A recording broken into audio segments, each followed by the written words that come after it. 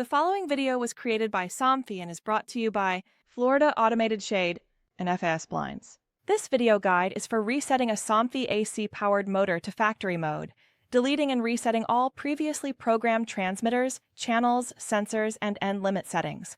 These instructions are suitable for all of the Somfy AC motors listed here. If you need to remove all previous programming from a Somfy AC motor, the process is a simple dual power cut procedure. First, remove the plug from the power outlet for at least 2 seconds. Next, plug the power supply cord back in for a full 10 seconds. Then remove the plug from the power outlet again for at least 2 seconds. Now, plug the power supply cord back in. The shade will begin to move for about 5 seconds if the shade is away from its end limits, or it will jog briefly up and down if it is at an end limit.